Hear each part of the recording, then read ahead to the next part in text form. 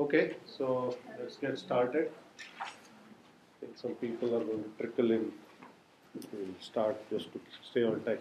So, just to continue the lecture from last time, we were talking about remote procedure calls. What is the abstraction of an RPC? Essentially, it's the ability to invoke a procedure or a method in another process, possibly on another machine.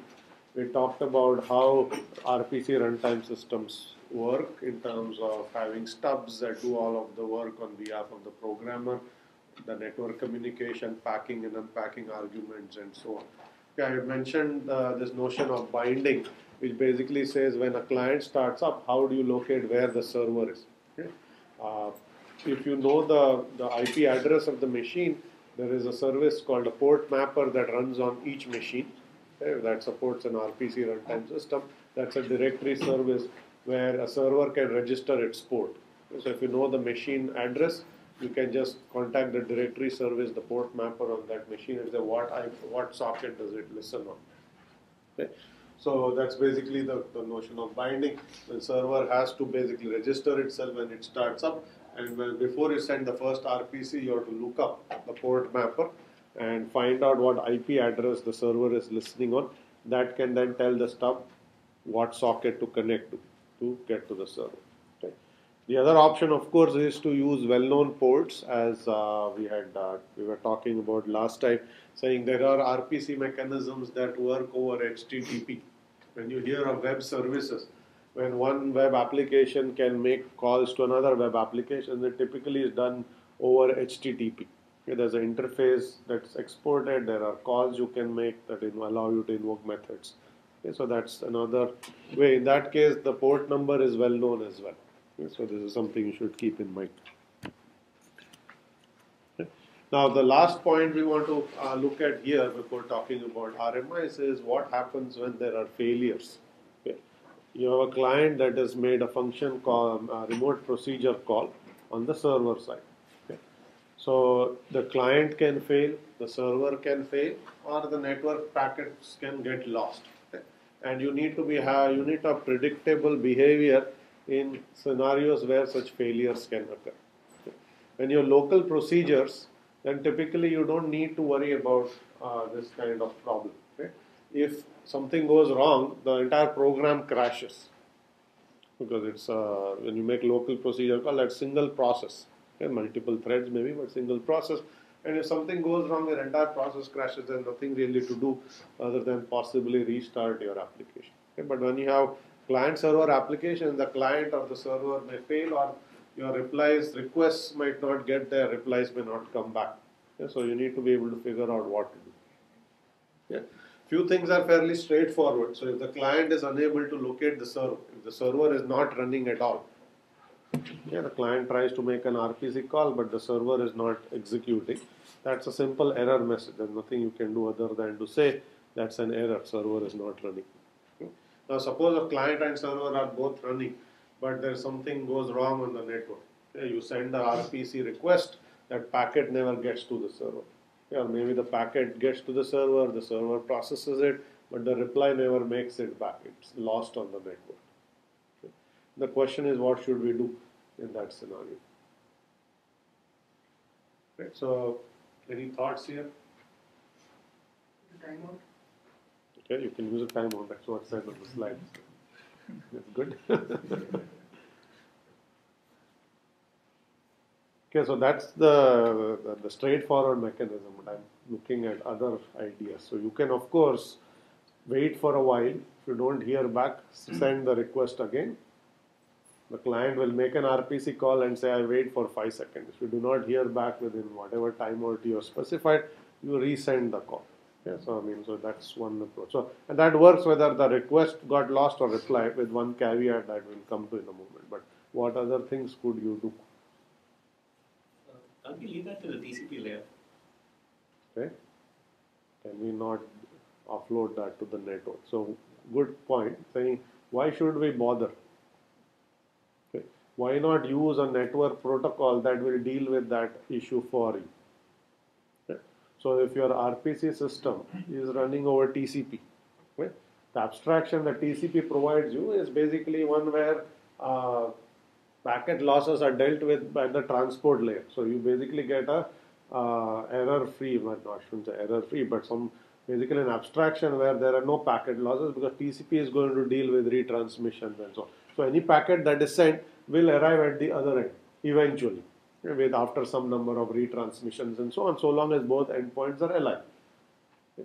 So good design choice is to say why do you want to do this in the RPC system. Leave it to the network. Choose a transport protocol that will deal with network packet losses for you. So you, the RPC system, runtime system, doesn't have to deal with. So that's a good point.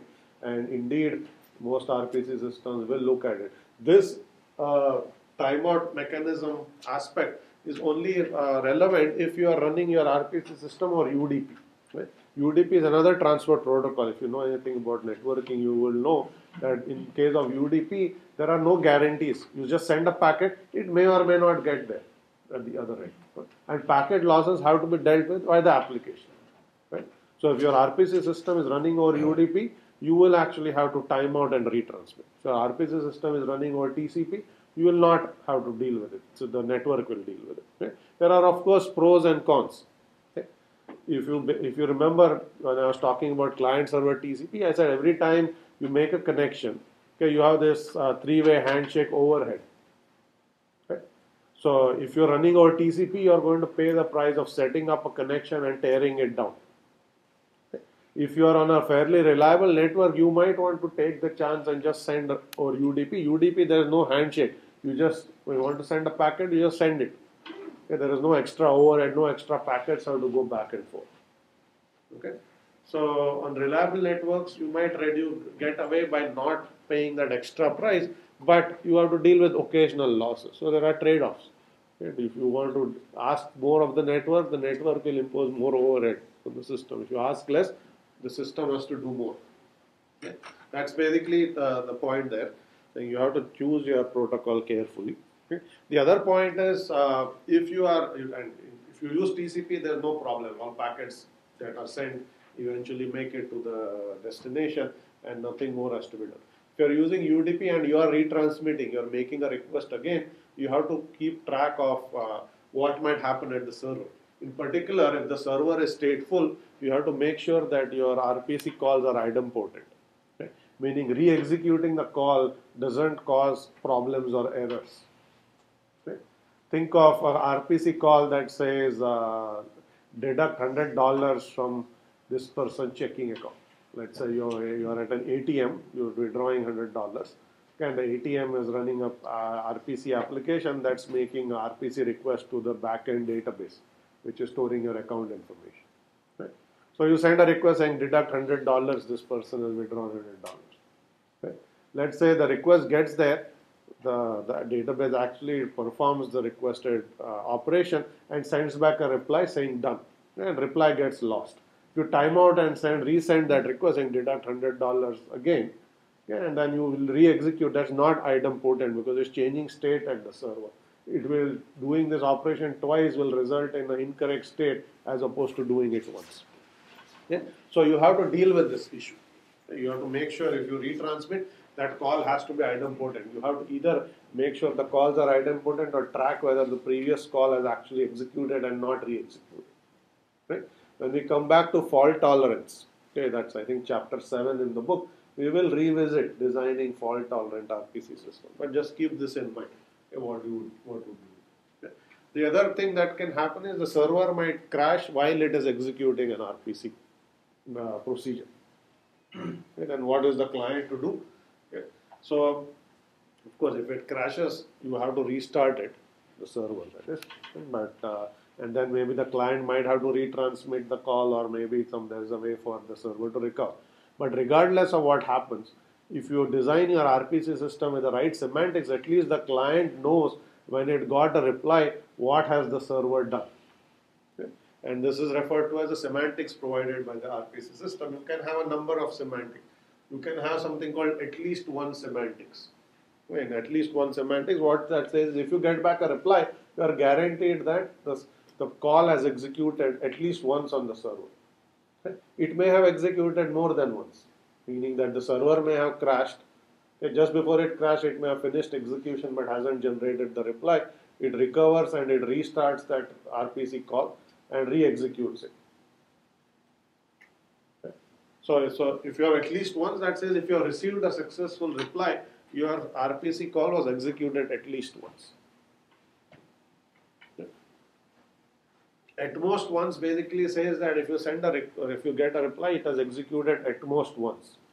Okay. And if you actually get a valid reply, that means it would have actually executed once, not 0 times obviously. But it could basically be 0 or 1. 0 means you'll get an error, otherwise it's at least 1. Okay, what you want is exactly once. Okay, if you want a good system, but exactly one semantic, that's a no matter what happens, server crashes, recover, restarts, if you get back a reply, you're guaranteed that your call executed exactly once. Okay, for exactly one semantics, that's the most desirable from the client's perspective. It doesn't have to worry about is the server stateful, did it execute it twice, what if my request was not, call was not idempotent, because if you restart the call and it has changed some state, then you may actually get an error. So you have to deal with all this. Of course, you can say I give no guarantees at all that the server may crash. It's the application's job to figure out how to recover and so on. Okay? Most cases you will get something fairly weak. Exactly once is very hard to implement. You have to deal with all possible scenarios, ways to fail, ways to recover. Anything can happen. So most systems will not take the trouble of providing exactly one semantics, although it may be desirable. Okay? They might actually do something fairly weak which says at least once. At least once essentially is not making much guarantees. It's saying if you get a reply, your call would have at least executed once, maybe more, because you may have crashed or threads may have crashed, it may have restarted, all of those things could have happened. Okay? So commercial systems would provide you somewhat weaker semantics that might not be very desirable, but that's the way it goes. And then the last point is you may have failure at the client. Client made a RPC request. Okay. Before the reply came back, the client has gone down. Okay. It crashed or some error occurred. The client just failed. Okay. What should the server do? Okay. So what do you think should be done first before we decide what the book says should be done?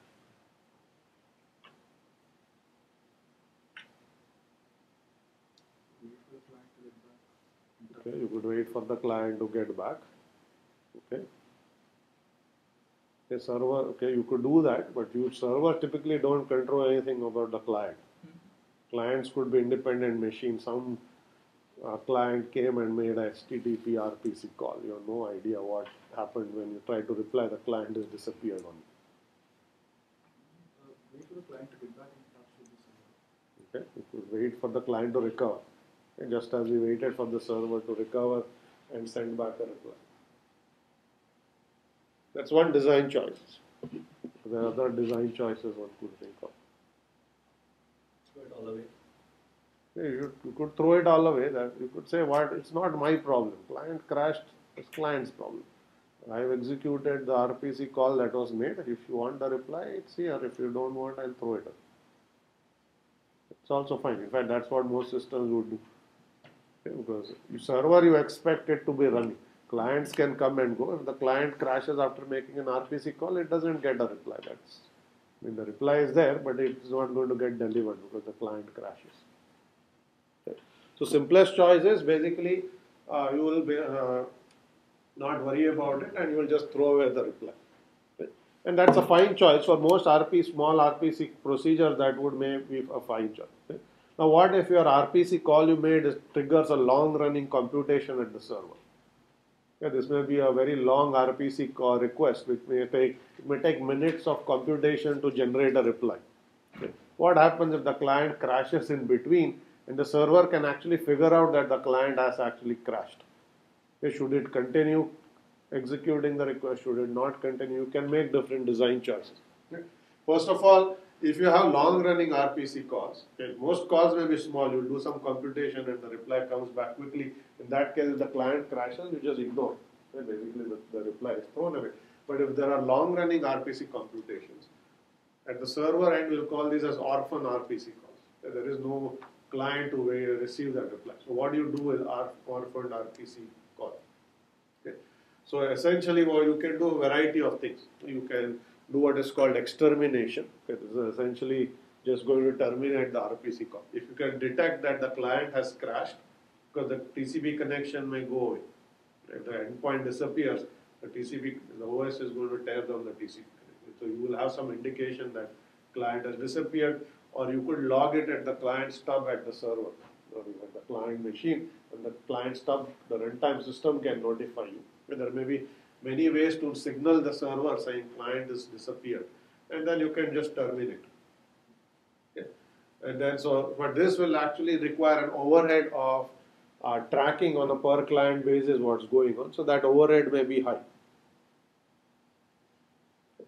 If you don't want to impose that overhead, what you can do is you can basically divide time into what is called epochs. Okay. So let's say an epoch is 5 minutes. Okay. Every 5 minutes you do a check. So is there any RPC call that has been running for the past 5 minutes? Okay. And if yes, you say this is a long running RPC call, let me actually check if the client is still alive or not. And if not, you are going to essentially delete that computation. Okay. So in this case, you check whether the client is alive on a per call basis. In this case, you do it at periodically once in a while.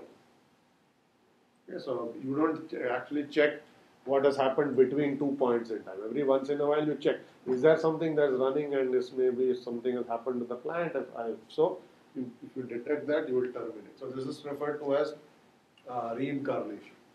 Okay. You can do something called gentle reincarnation, where you can say if the client that made the request is gone away, you can actually broadcast and check if the client has restarted, possibly with a different process ID and so on. And if so, you will try to redeliver when the call finishes that reply to that client. Okay. So in either case, you detected that the client has gone. In one case, you simply terminate the computation. In another case, you try to locate if the client has restarted, and only then do you delete if there's no owner. And expiration is the last method, which says every time an RPC computation starts, you give it a timeout. Okay, you start a timer. Yeah, timer may be 30 seconds. Okay. When the timer goes off, you send a message to the client. Are you alive and are you still interested in hearing back? Okay. If it says the client sends back a reply saying, yes, I'm alive, continue, and get me a reply, you start another timer. Okay, let the RPC keep going. If the timer expires and RPC is still executing, you check again. Okay, so you basically have something called an expiration time, a fixed quantum to T, rather, and you explicitly check at the end of an expiration of an RPC call and keep extending the time. If you pick the timer value long enough, most RPC calls will actually finish before the timer expires, so there is nothing to do.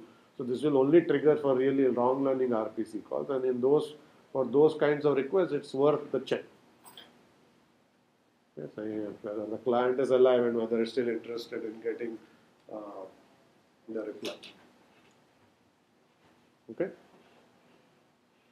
So if you are designing your RPC system, you have to think about how you deal with failures of the client, the server, of the network packets getting lost into this question here. Yeah. So in case of the expiration, does the server have to ask the client whether it still wants to proceed, or the client sends a keep alive? Yes. So question is, if there's an expiration, does the server actually have to ask the client, should you continue, or is it the client's job to say keep going? Okay. You could do this either way. Okay. Or the basic mechanism is whenever an RPC call starts, you start a timer. Okay. When the timer expires, you can put the burden on the client to say you should ask the server to keep going. Okay. So you explicitly also keep your own timer and say the timer is about to expire, refresh and keep going. Or the server can check and then do. So in one case, the burden is on the server. In another case, the burden is on the client. Typically, in this case, since we are dealing with client failures, it's better to put the burden on the server. Because if the client doesn't come back to you, you don't know what to make out of it. You could just assume that the client is not interested and just delete the computation. But if the server knows for sure, is good. But either of those design choices would work. So you could just say that burden is on the client. If it doesn't tell me to continue after 30 seconds, I'll assume that the client is crashed or is not interested, and just terminate. Yeah, so you could do it both client driven or server driven. Okay. So very quick implementation issue. So as I already mentioned just the previous slide, you could use different protocols to run your RPC systems. Okay, the original RPC systems that were designed actually ran on UDP, not on TCP. And this was primarily because they were designed to operate in a LAN environment. Okay, with clients and servers are on the same Ethernet. On Ethernet's packet losses are typically rare. The packet losses typically occur when you go over the internet and some router gets congested and starts dropping packets, or there is an error of some sort. Okay.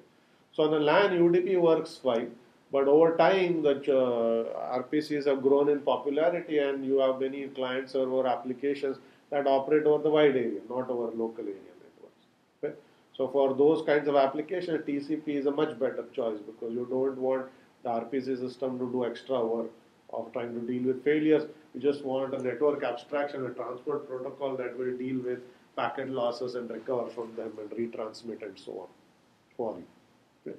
But many RPC systems allow you a choice. When you start the RPC, start the server, you can decide whether you want TCP or UDP. You have to choose that as a programmer. Okay.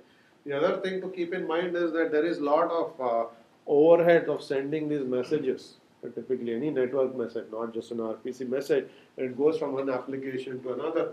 You basically have to, the RPC call has to come from the client into the stub. Okay. And any parameters have to be copied in there. The server has to construct a message to send to the client, has to send a message, create a message to send to the server. And that will involve copying of any arguments, if there are long arrays or structs, from the stub into the message. A message is then handed to the kernel to be sent. Okay, that's a system call. Typically, that's another message. Okay. And from there, it gets copied onto the buffer on the network interface card, like an Ethernet or Wi-Fi, where sent. So that's one more copy. Okay. And at the other end, when it comes from the medium, you copy it into the card's buffer. From the card, you give it to the kernel buffer. From the kernel buffer, you give it to the stub. The stub, you give it to the server. Okay. So there's a lot of data copying involved. Okay. The more arguments you have to pass back and forth, the more the overhead, because there are several copies you have to make. And memory copying can add up in terms of overhead. Okay. It's relatively fast, but if you have to do 7, 8 copies for every message that's going out, if you have to pass long arguments or some such thing, you are going to pay the price in terms of performance. Yes, question. Can we just use pointers?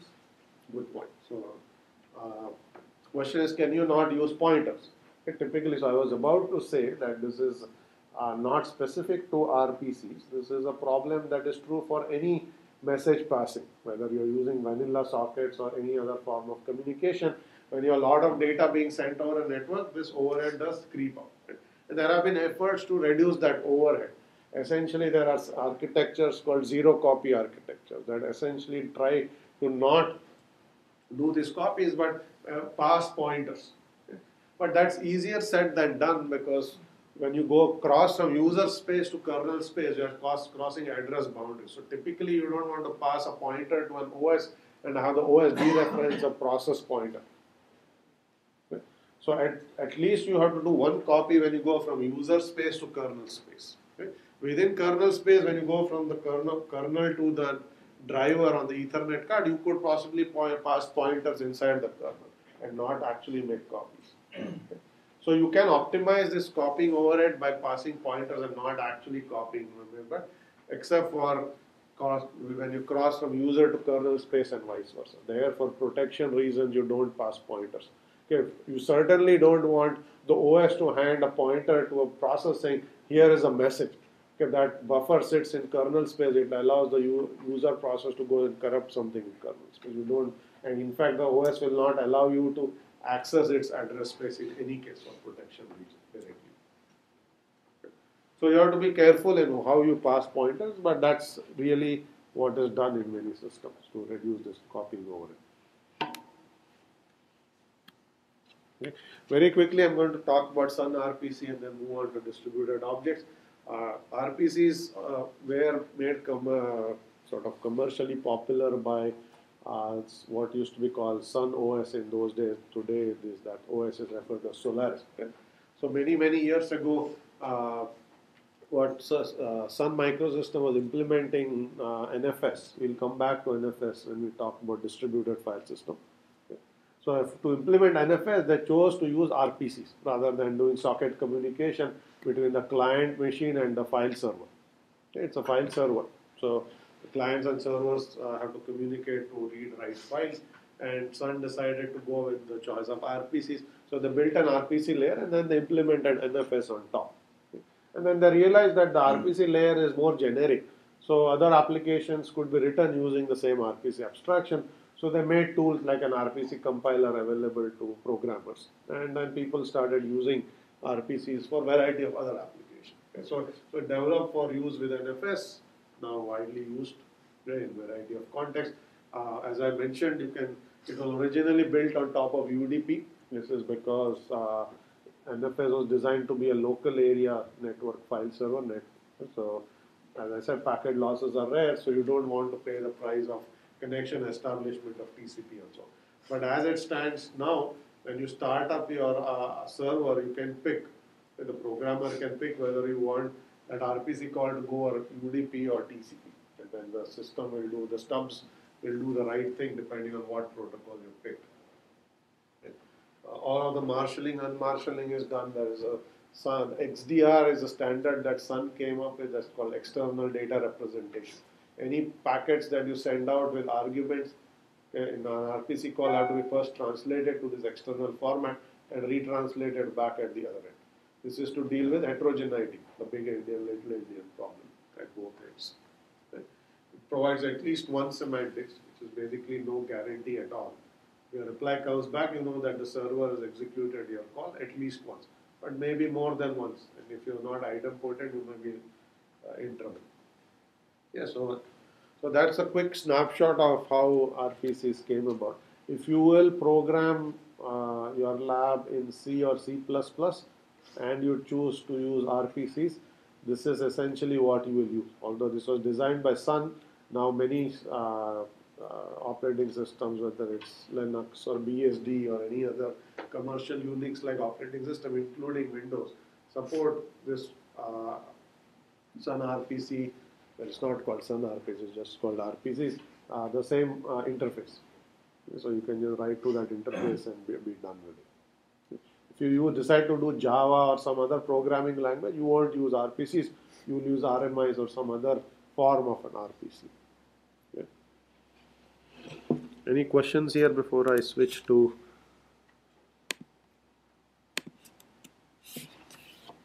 some other small things about RPCs and then we'll talk about RMIs.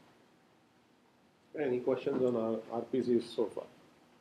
Okay. I will mention that lab 1 is out. I just posted it this morning.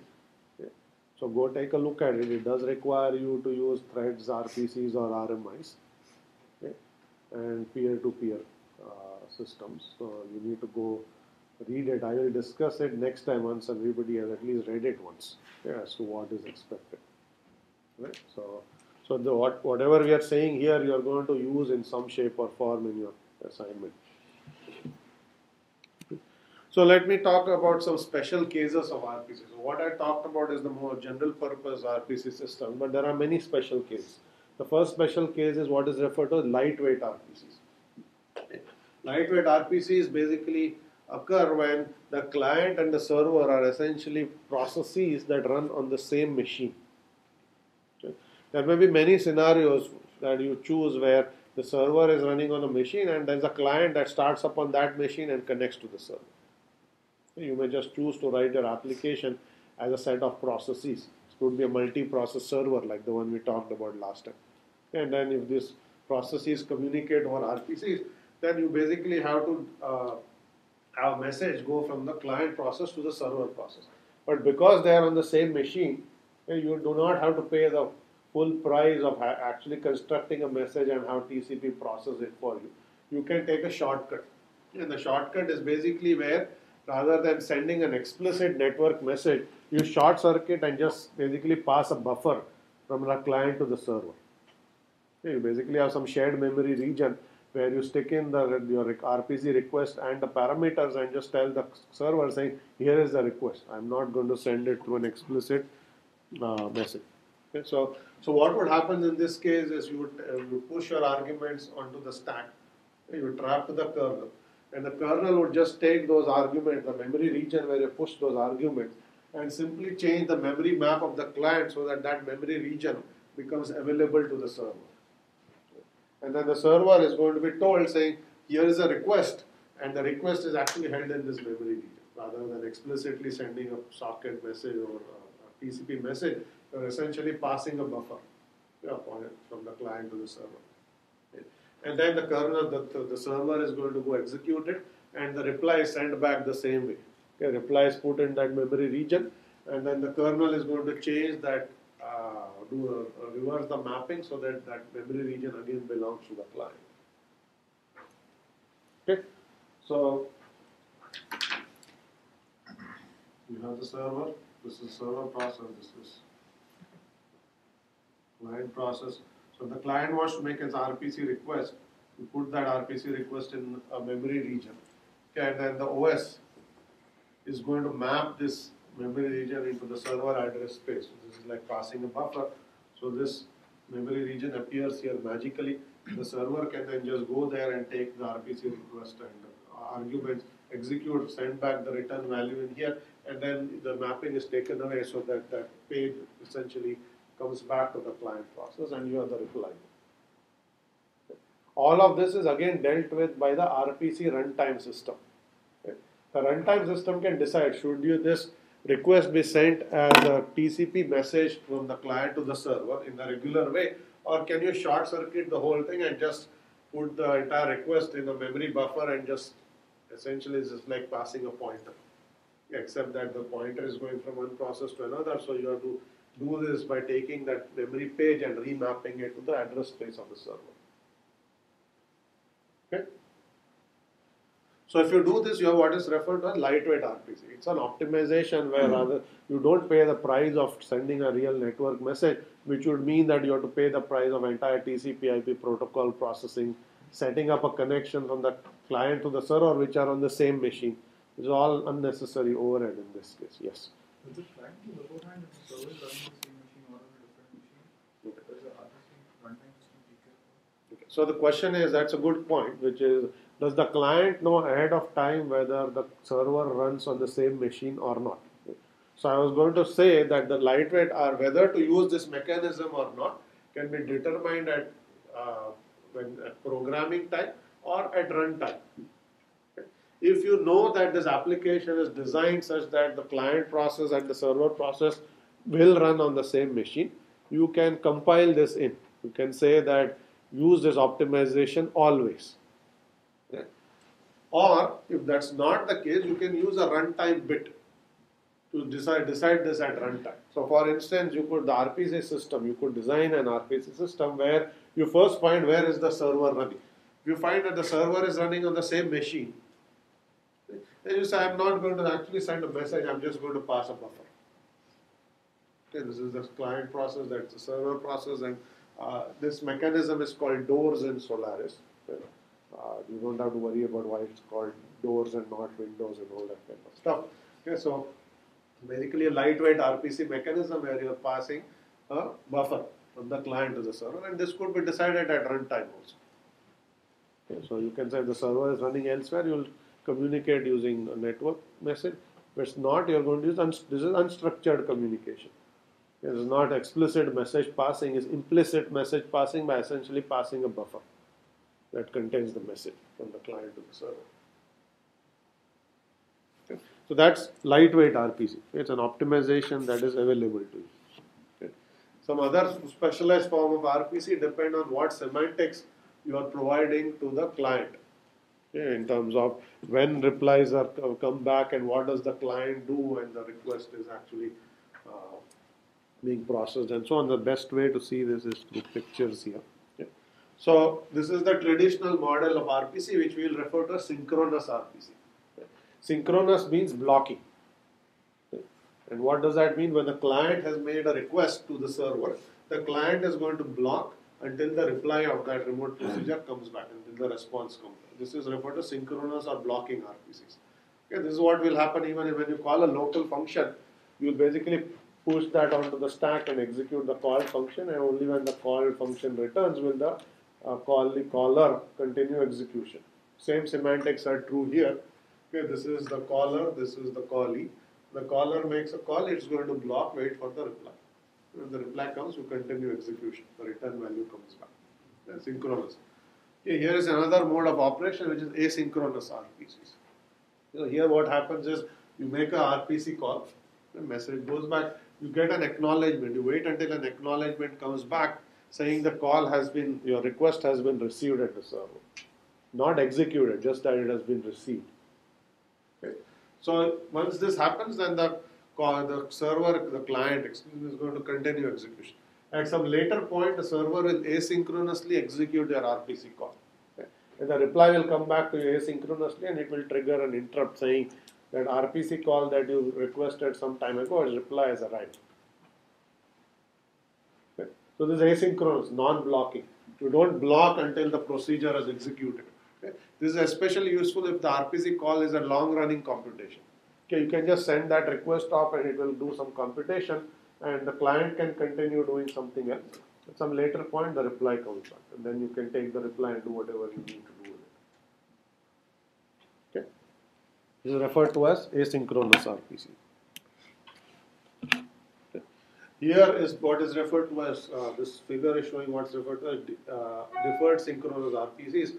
Here you basically have two asynchronous RPCs in reverse. Okay, so the first one is the request that comes to the server, acknowledgement goes back, okay, the client continues execution, that's shown by the dark bold line there, and then the server is going to go off and execute the RPC. When the reply is generated, the reply is actually sent as a reverse RPC request from the server to the client, reverse asynchronous. So you get the reply and then you get an acknowledgement, and then the server continues execution.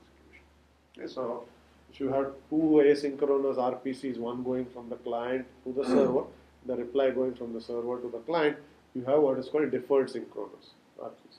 The different semantics for your RPC system. Okay, the last one is referred to as one-way RPC. Essentially, the client just sends a request and doesn't even wait for an acknowledgement.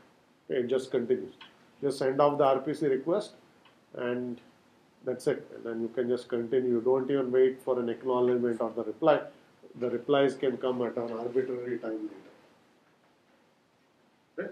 The limitation here is reliability is not guaranteed. If you are running on a non-reliable transport protocol such as UDP, you don't even know if the request was received by the server. You are not even waiting for the acknowledgement at this point.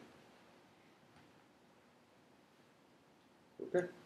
So 4 different abstractions. Okay, starting with synchronous, that's the traditional model. So asynchronous RPC, deferred synchronous RPC, one-way RPC. So there are 4 different ways you can implement your RPC system. So when you write your RPC call, you have to see what the system is providing for you. Most likely it is going to just do the standard thing, which is this, okay, synchronous. Okay, but there are systems that will allow you to do asynchronous as well. If you want to write event-based servers, you are better off going with asynchronous RPCs, not synchronous. Okay? Any questions here? The semantics.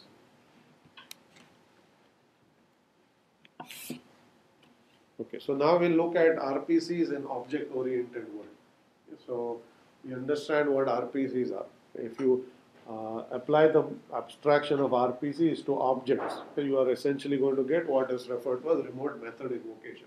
Same concept, but except that now you have basically applications that are object-oriented. The most common use of this is in Java, practically any object-oriented programming language that supports this notion of invoking remote methods, with Java being the most common one. So essentially you are going to assume that your application is written as a set of classes. When you run your application, these classes are instantiated as objects. Application is distributed, so some objects may be at the client, some objects may run at the server. Now essentially you are allowing a method in object 1 to invoke a method that is exported by object 2. And this is how object-oriented programming works. So if you basically call a method from a different class, except that now in this case that object belonging to that class resides on a different server, we are invoking a remote method. So there is a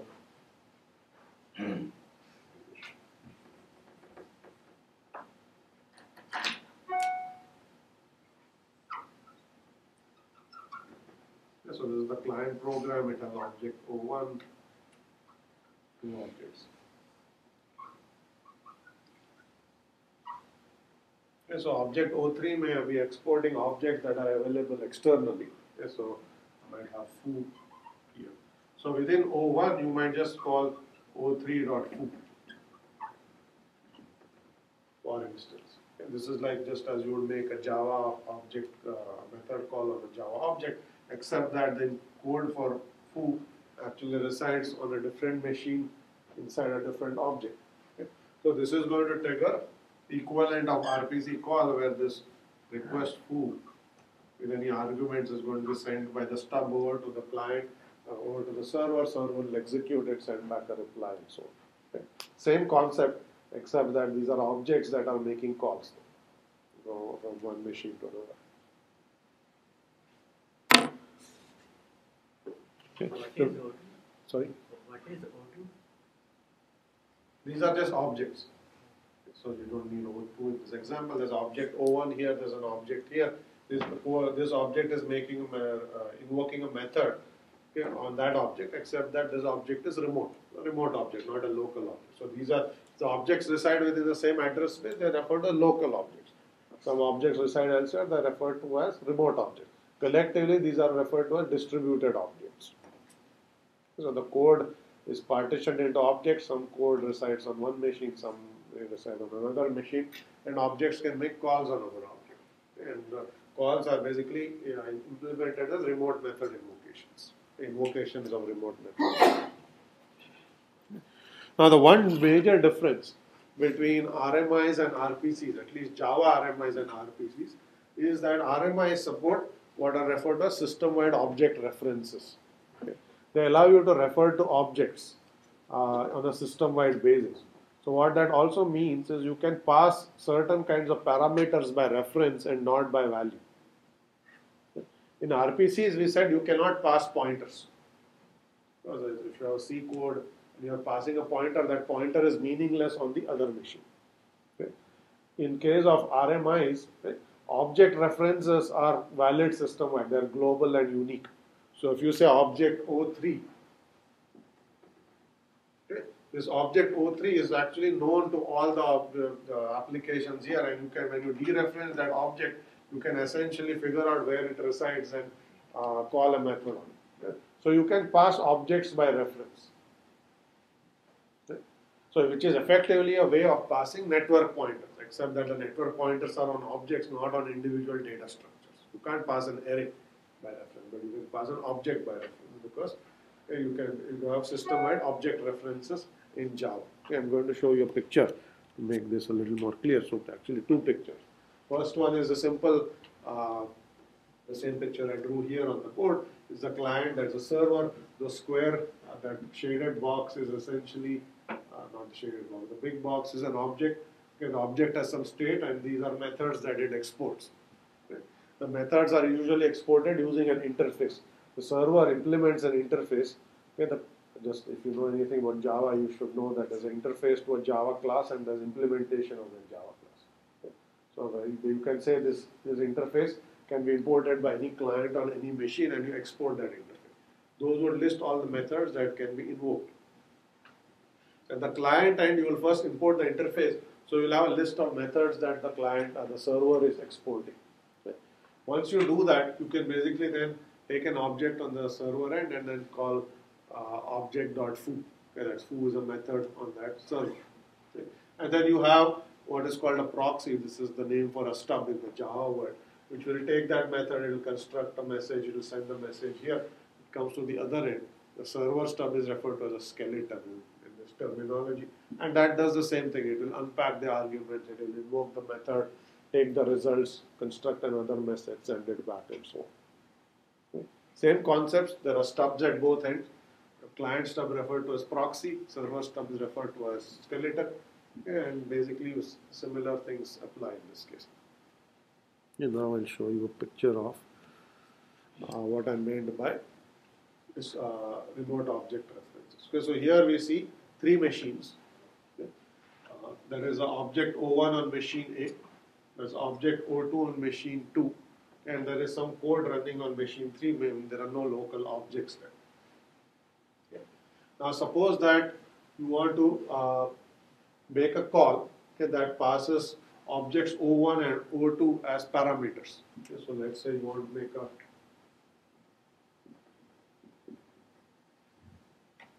such call. And that call goes from, it's a remote call, it goes from here to here. Okay. So what can happen in case of Java is that you don't have to pass all parameters by value. If you wanted to pass parameter by value, you would essentially have to take that entire object and stuff it into the parameters and send it over. Okay, because the object has state, all the internal variables of the objects are to be sent over. Okay. In case of Java, what it does is local objects are always passed by value, remote objects are passed by reference. So when you send this request over, you will pass a pointer to this object as part of the call, but you will send a copy of this object, because this object is local. So the default semantics are local objects, you pass a copy. Okay, so we'll take a copy of this whole thing and pass it. So here is the copy of O1 I show now. But a remote object, you don't pass a copy, you pass a pointer. That remote object will pass a pointer. So the server code here now has a pointer to this. And this, more importantly, server can dereference that pointer to that object, and that is a meaningful dereferencing of that pointer.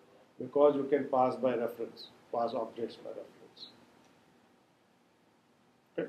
Now the runtime system has to do a lot more work in terms of when you say object O2 dot method in this code here, it has to figure out that object, where is that object O2, find the the machine IP address, the port number, all of that you have to do.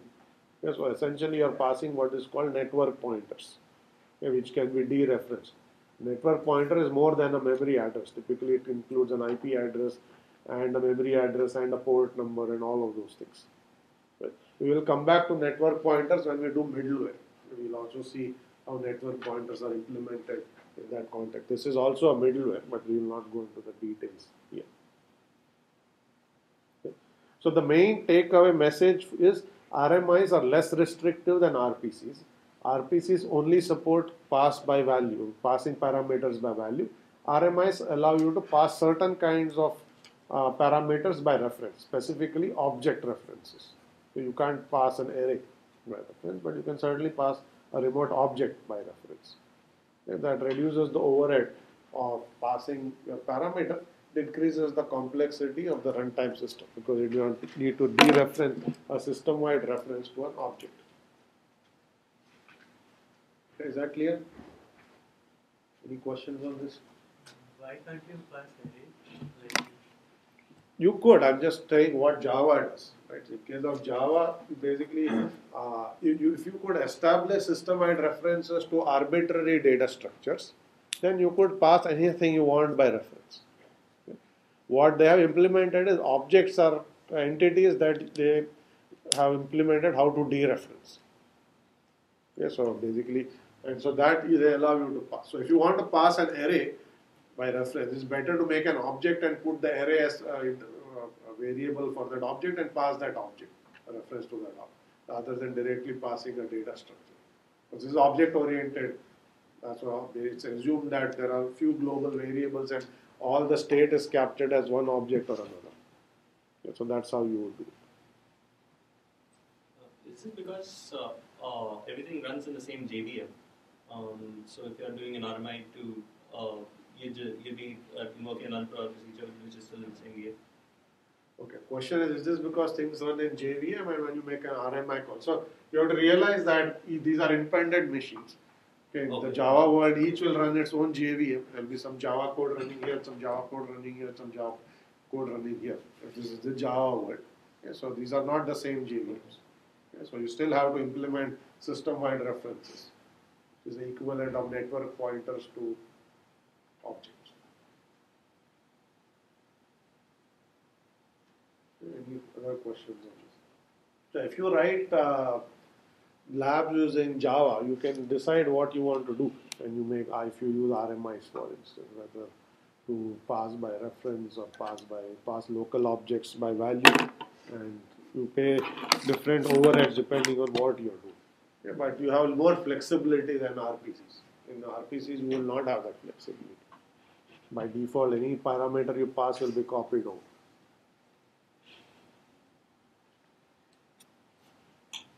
Okay. Here is another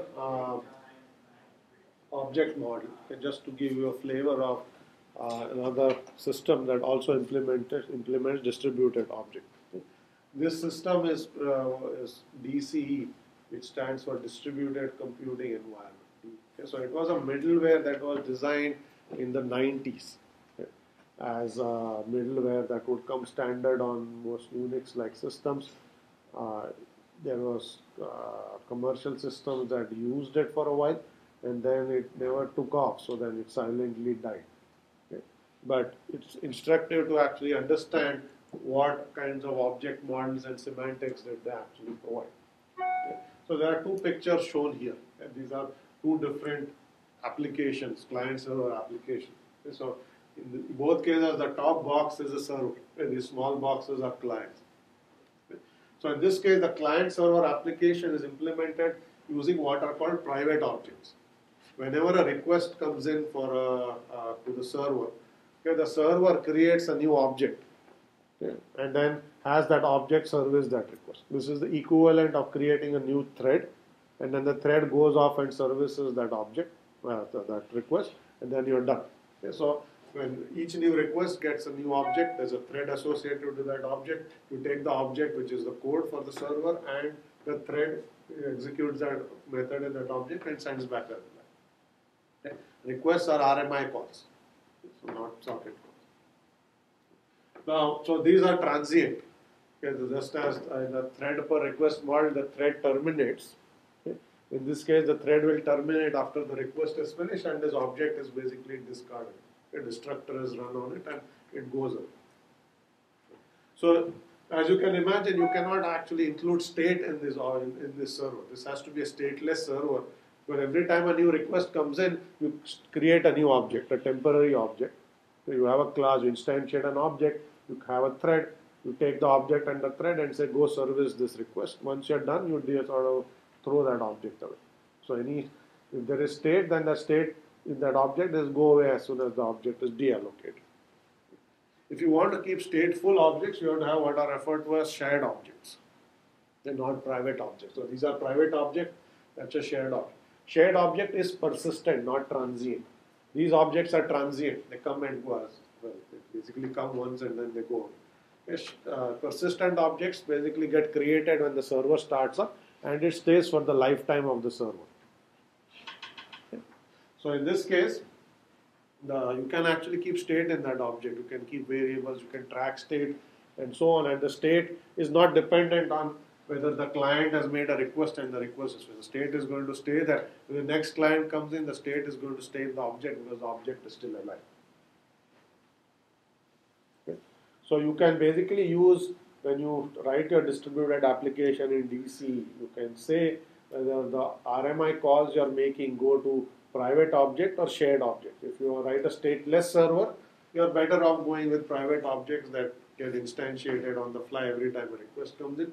If you have a stateful server, you are better off using shared objects that persist across the lifetime of the server. Yeah, they persist only in memory, but they persist across individual client requests. Okay. So you have this. So this kind of concept doesn't exist in Java at all. Yeah, so it's not like the object is created on the fly and it goes away. Essentially, you assume that the server is running in your instantiate an object, it is going to be in this mode. Okay, so in the Java world, you are only here. DC allows you this additional flexibility of having transient objects that are private to each individual client request. They're only useful if you have stateless applications, stateless servers. Okay, yes, Sandeep. Multiple copies of the same named object, it scale well if you could. Okay, so that's a good point. So point is, can you have multiple copies of the same object? Will it scale well? That's a good question rather. So there are many ways to scale this server. I did not show any threads here. So you can have multiple threads operating on the same object. So this could be a multi-threaded server, except that all threads execute different methods of the same object. Okay, so you can have multiple threads that allow you to scale. So the requests don't have to be sequential. Okay, so you can essentially have multi-threaded. You can also have what are called replicated objects. Okay. Replicated objects are not the same as distributed objects. Distributed objects essentially says objects in the application that are just scattered across machines. Replicated objects is the same object which is replicated on the same machine on multiple machines. Right? If you have a replicated object, the runtime system has to synchronize the state of the object. Okay, it doesn't matter which copy, which replica of the object, you invoke a method. If there are variables there, they will have the same value. Okay, so another way to scale is to replicate the object, something we have not yet looked at. When we go to replication, we'll see distributed systems that will replicate state. Okay, so those are the two ways to scale, is to actually have threads, that's automatically there in most of these systems, and this will be a multi-threaded server. Okay, so there's only one shared object. Okay, there could be more than one, but each object is shared, and there are multiple threads that may be executing methods. That allows concurrency. Okay, it doesn't allow you to scale beyond that server. If you want to scale beyond the server, you need to replicate. Okay, that adds its own level of complexity. It's the same state that you will have to keep on another machine. If a method here changes the state, that those state changes have to be propagated to the other replicas and so on. So you have to ensure consistency. Okay? All issues we will come back to later. Okay? That's why I didn't mention anything on replication at the moment. Okay. So very quickly, for those of you who know Java or might want to use it, so in the Java world, just as I showed you some RPC stuff, so the Java world, you can use RMIs, it's part of the language. Okay. The way you do this is, on the server side, you first define the interface. The interface is the set of methods that the server is exporting to any client that wishes to make RMI calls. Okay. And then you have to supply an implementation of the interface. So for each method you're exporting, you write code that is going to actually implement that method. Okay, so you have this separation between interface and implementation. Okay. The interface is exported and is registered to the server. So when the server starts up, you are going to register the object with the remote object registry. Okay, that's equivalent to your directory service.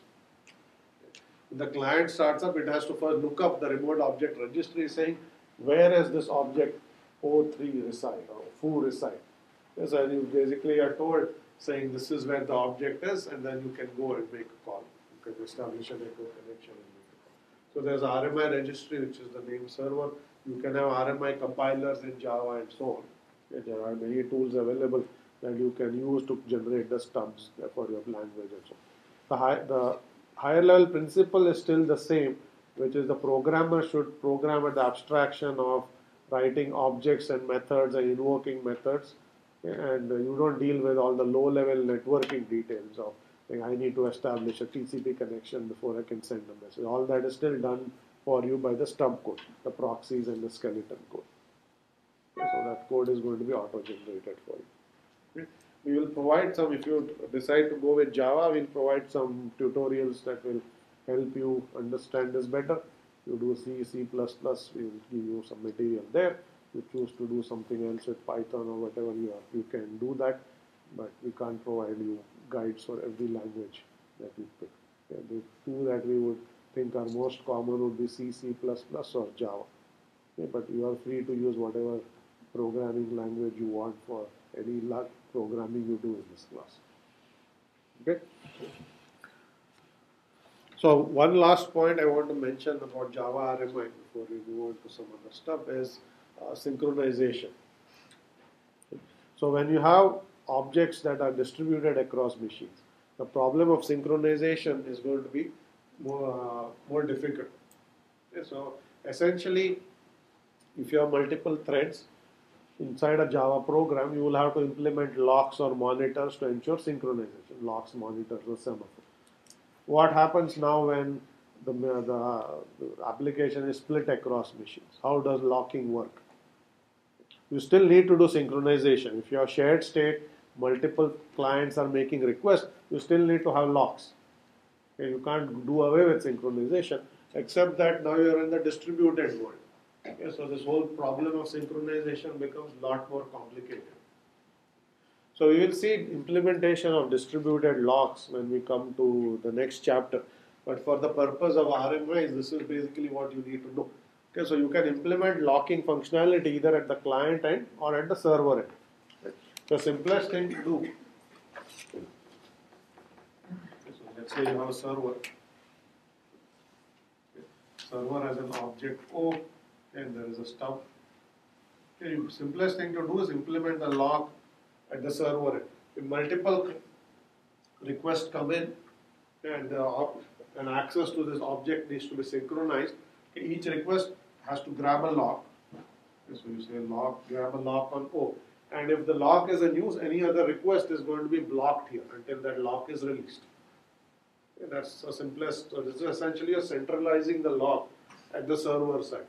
Okay, so the first request that comes in grabs the lock, and while that request is executing, other RMI calls that are trying to access similar methods that require synchronizations are going to block. This is the simplest implementation of a lock. Okay, so this says lock at the server. So you can synchronize across multiple clients. Some clients might have to wait until the lock is in use. Okay. Now, one problem is clients might crash, and then you have to deal with this problem, okay, which we will ignore for the moment. We will not worry about failures. There are no failures. This is a fine principle. Okay, the other option is to implement locks at clients, not at the server. So the server doesn't have a lock. Okay, here are two clients, C1 and C2. Okay, so they have two stubs.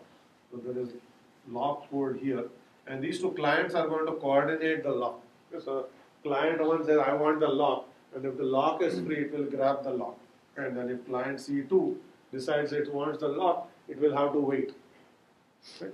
So this lock is basically a distributed lock.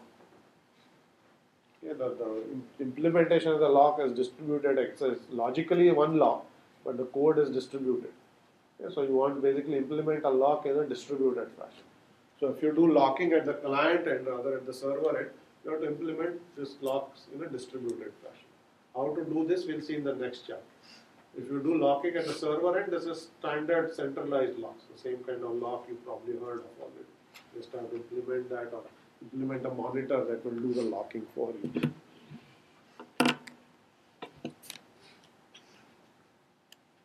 Okay, so I'm going to spend the next few minutes just talking about vanilla socket communication. So we have done RPCs, we have done RMIs.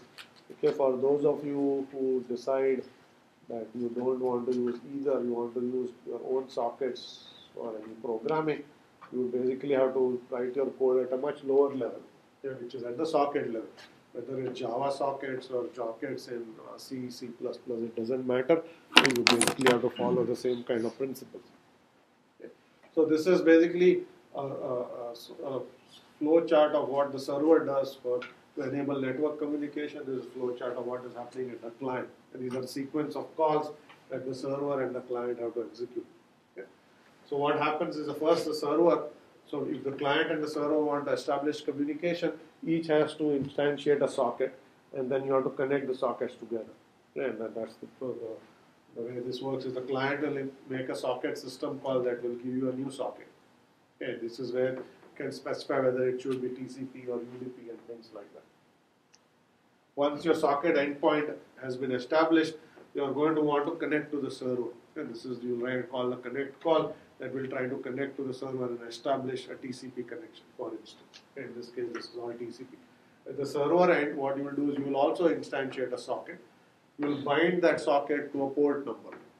Okay, so if you are HTTP server, this is going to bind that socket to port 80, saying that's the port at which I'm going to listen on. Okay. Then you basically call the listen, which says now I'm willing to start listening on to this port that I specified in the bind call. And then you wait for any new request to come. And that basically you call accept, saying accept a new request. Okay. And until a client tries to connect, this accept will block. waiting for a client request to come in. And if some client here, for instance, this client calls connect, this is where the client and the server actually establish communication. Okay, so you basically send a connect, it goes to the accept call. At this point, the client and server have established a connection. You can use read and write calls to write to a socket and read back from the socket. Sockets are duplex. You can write to it and read from it, just as you can write to a file and read from a file. Okay. So this is basically, you do this in a loop. You will send some number of messages and get some number of replies, and then you will close the socket. Okay. If you program at a socket level, you have to write all of that code. As I was mentioning, if you do this at the RPC level, the stub does all of this stuff. The stub, your code will still do the same thing, except that the stub will auto-generate code to do this for you. So depending on what level of flexibility you want versus convenience, you can decide that you offload this task to the stub, or you decide that you want to do it yourself. It's not difficult, but somebody has to write the code. That somebody is a compiler or the programmer.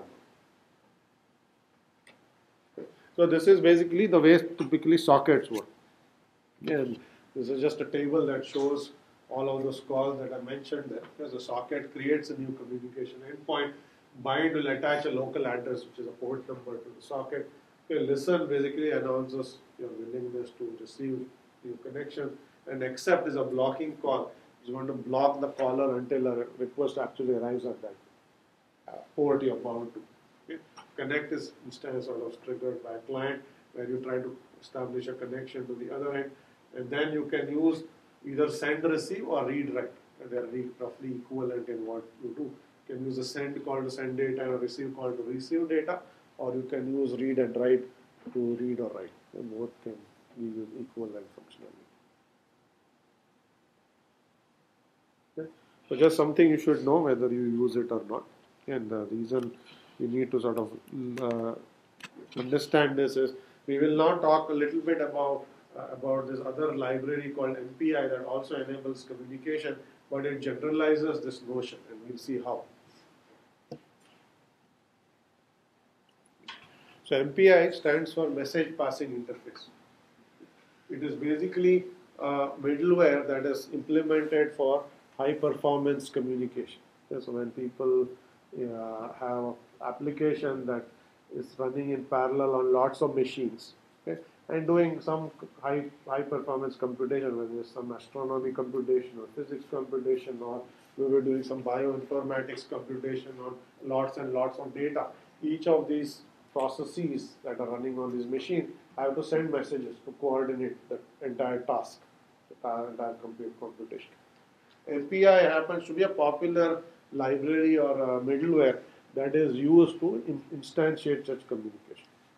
Okay. And we'll see why. MPI can actually give you better abstractions or lower overhead abstractions than standard TCP/IP. Okay. So it is used in a cluster of servers. Okay. And it is basically what MPI stands for, Message Passing Interface. It is designed for parallel applications and what is referred to as transient communication. So I'll show you some examples, primitives. We are not going to go into a lot of details into MPI. Neither do you have to program using MPI.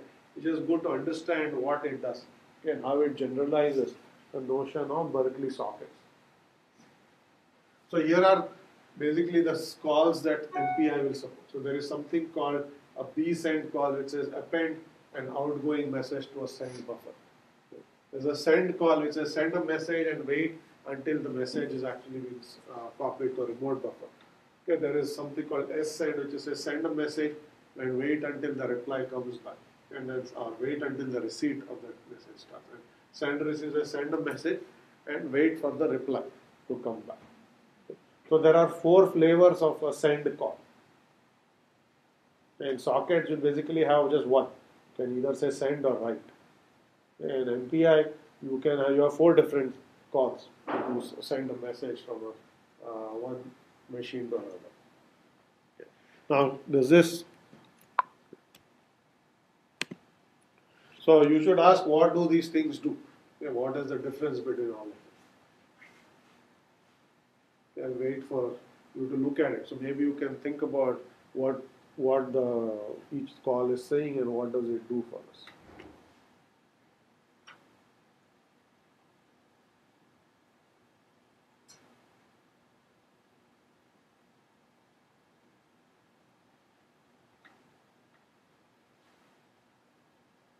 Thoughts? The first one is not depending on whether client is like active or not. Okay. First one is not dependent on what, so let's pause. Let's just draw a picture. So let's call them sender a client and the recipient a server. Okay, so what did you say is the first one?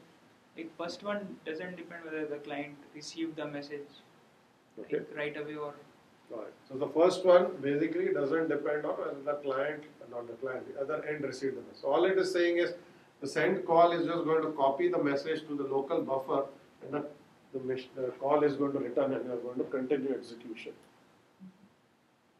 So you're not actually sending right now. You will send it, but the client is not going to wait for the message to go across. So what does this remind?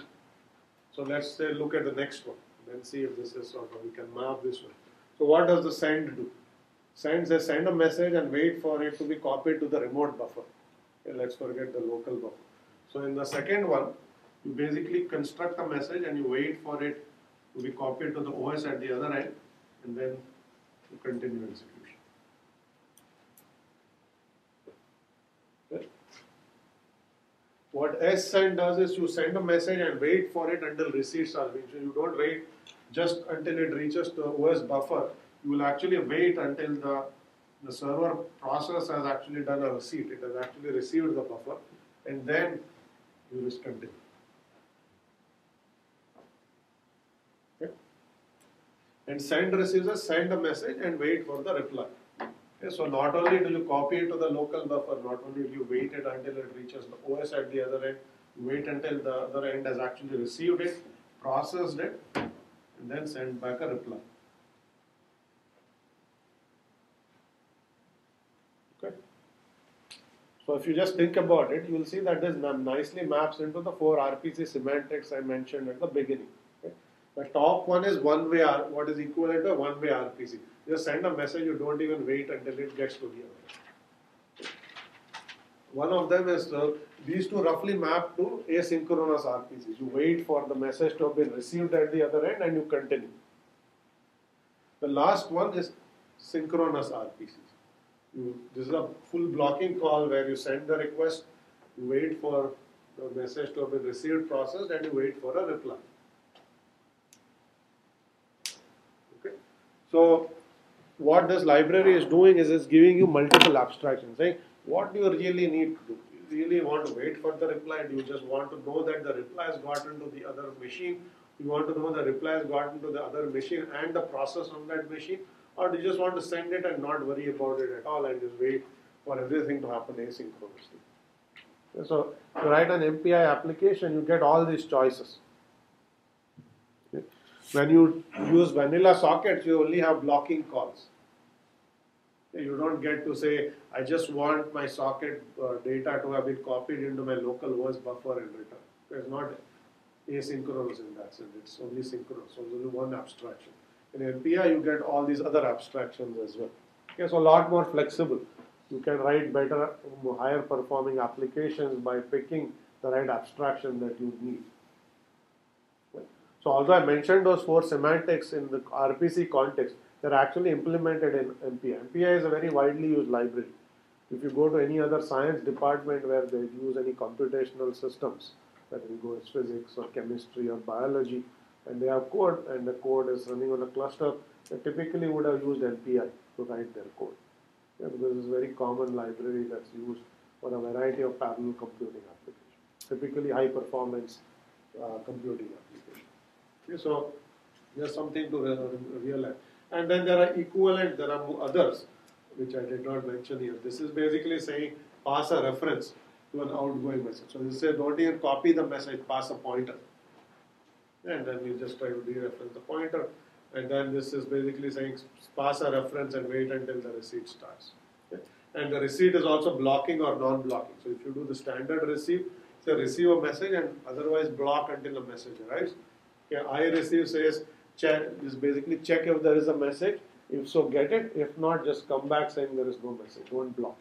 Okay, so it's a blocking version of a receive and a non-blocking version of a receive. So, lot more flexibility in whether you want to use synchronous calls, asynchronous calls to write your applications. So this gives you more flexibility in what you are trying to achieve as an application, that application programmer. Okay. So we will stop here for today. Okay. The main to-do is to go look at the lab that I put up, okay, and hopefully get some work going on it. Next week I'm going to spend a few minutes discussing. So come back with questions, specifically if there's something. There is also the forum that you can post questions to, or of course you can come and talk to me, but it would be good if you can post it or come into class and ask, so everybody benefits from whatever clarifications any one of you needs. The lab is due in 2 weeks, Friday, 2 weeks from this Friday. Yeah, there's 2 weeks and 2 days. Okay, so let's stop here.